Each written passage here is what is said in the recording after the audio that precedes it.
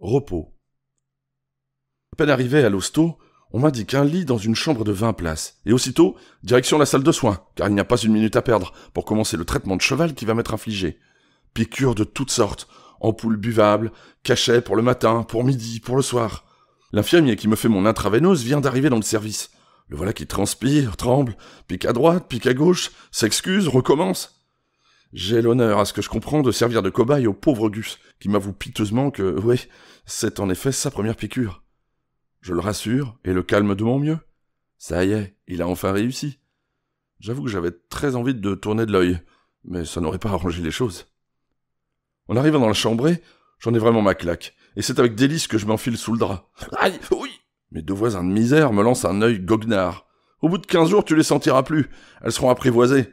Et puis, ça fait 3 jours que le Gus qui occupait ton lit est sorti. Alors forcément, elles ont faim. Heureusement, quelques jours plus tard, on nous fait sortir de la chambre pour une grosse opération DDT. Adieu, puces, punaises et autres bestioles. On s'en passe très bien, finalement. Au bout de quelques temps, les médicaments commencent à opérer. Mes yeux perdent progressivement leur bel éclat cuivré pour retrouver leur bleu horizon d'origine. Et je reprends un semblant d'appétit et quelques forces. Suffisamment pour tenter aujourd'hui l'aventure d'un premier repas au réfectoire. On m'a mis en garde. 3 interdits majeurs. Dans l'ordre. 1. Toute boisson alcoolisée. Là, ça rigole absolument pas. Et les gus qui ont cru pouvoir passer outre ne sont plus là pour témoigner. Ce qui constitue d'ailleurs un témoignage d'autant plus crédible. 2. La charcuterie est très déconseillée. Et 3. C'est le régime sans sel qui nous est prescrit, sous peine d'ennui grave. Nous voilà bien avertis. Nous pouvons donc passer à table. Première surprise, l'hôpital n'ayant pas de réfectoire, nous sommes invités à une table particulière dans le réfectoire des tirailleurs, juste à côté. Deuxième surprise, l'hôpital n'a pas non plus de cuisine, ni de cuisinier. Et celui des tirailleurs n'est pas du genre à composer des menus spéciaux à la demande. Donc, à la table des régimes, nous voyons arriver, comme sur les autres tables, une superbe platée de faillots surmontée de grosses saucisses bien grasses, le tout arrosé d'une sauce où tomates et piments se disputent la prééminence. Le plat est copieusement salé. Mais ne nous fions pas aux apparences.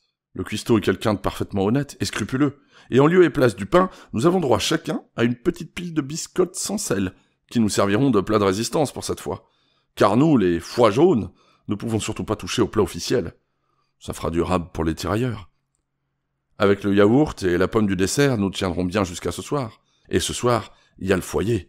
Un foyer avec terrasse, où il fait presque frais le soir, et où on peut déguster quelques biscuits et dattes accompagnés de jus de fruits bien glacés. En attendant ce moment béni, la principale occupation consiste à regarder couler le temps et à faire le décompte exact des jours qui passent. À cette époque, la télé, balbutiante, ne vient pas jusqu'à Batna, et c'est à la radio que nous demandons de nous distraire, et surtout de nous informer pendant ces longues journées de repos forcé. Un beau jour d'août, je prends les nouvelles et sursaute en entendant à plusieurs reprises le nom de Berlin. Le ton est grave, dramatique même. Je comprends bientôt qu'il s'agit d'un reportage en direct sur un événement capital.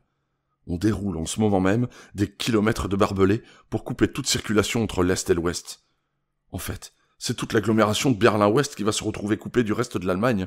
Et bien entendu, l'opération a lieu avec toute la brutalité et la cruauté dont ce régime de l'Est est coutumier. On refoule les gens à coups de crosse, on sépare sans ménagement des familles en larmes. Les habitants, de part et d'autre de ce qui n'est pas encore le mur, se font signe, s'interpellent par les fenêtres. Aussitôt les Vopos, les miliciens de l'Est, se précipitent avec chiens et fusils, hurlent et menacent. Bientôt les fenêtres, à l'Est, seront murées, les habitants délogés. On appellera cela le mur de la honte.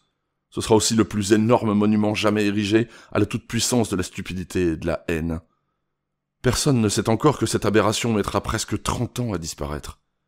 Pour moi, comme pour beaucoup, c'est ce jour d'août 61, et non en 89, que l'Allemagne de l'Est a signé le constat d'échec absolu du régime que lui imposaient les soviétiques. Encager sa propre population.